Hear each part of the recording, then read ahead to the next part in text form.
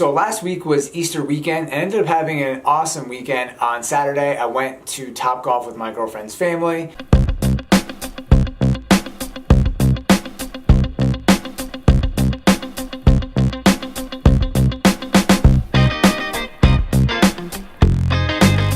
That was a really fun experience. It's pretty new to New Jersey, and if you don't know what Topgolf is, you can go ahead and Google it, but it's basically a modernized version of going to a driving range where you can get food and drink, and it's definitely a really great time. And then on Sunday for Easter, did the normal Easter stuff, food. I didn't go to church, that's not my style. And it was a really nice day out in New Jersey, so I brought my drone to my girlfriend's family house, and I was flying it around. I was actually trying some really cool stuff with it. I haven't really used the active tracker on it, so I was driving it around in the driveway using the active tracker.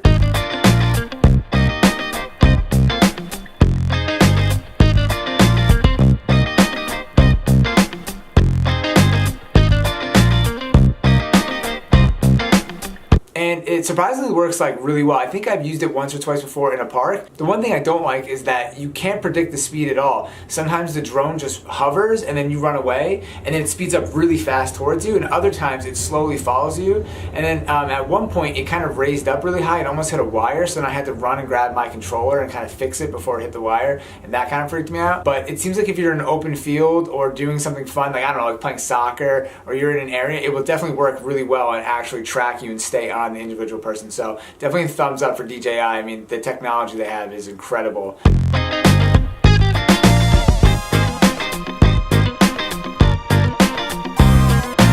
So after the active track, I put the drone into the regular flight mode, and I was driving it around or flying it around in the yard, the front yard of my girlfriend's house. And it was super windy outside, even though it was nice out. And it seemed like a gust of wind just kind of took it and brought it right into the front steps, which are like made out of brick. So this was my first official crash with the drone.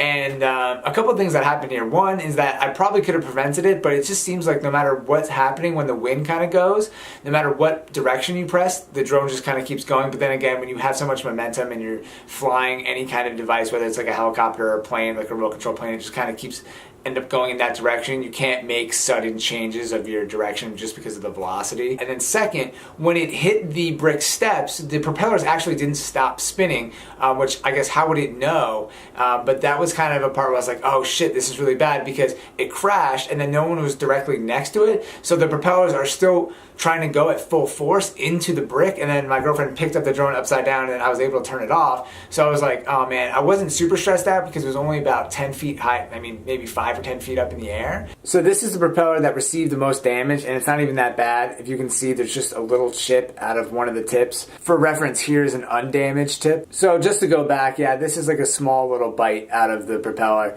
So I don't think it would cause any problems while I fly it, but I think for now I'm just gonna go ahead and not use this one. So anyways, for the most part, the drone is fine. I've had some small mishaps since I've gotten the drone, but in total, the drone seems pretty durable. It's more durable than I thought, and I fly the drone relatively safely just because of how nervous I am and how big of an investment it was for myself. At this point, the only thing that makes me afraid still is when I'm flying over really large bodies of water and it's windy out, because I know the drone is extremely stable, but I just fear for, it's like a MacBook flying over a river and all it needs is like a big gust or something to happen or a bird to hit it and it just flies into the water, and there's just no way I'd be able to salvage it if it went into the river or the ocean or whatever. At least on the ground, you have the odds of it like flying into a bush or landing in a bush, or it's like a soft area, or even if it kind of breaks, at least it could allegedly be repaired.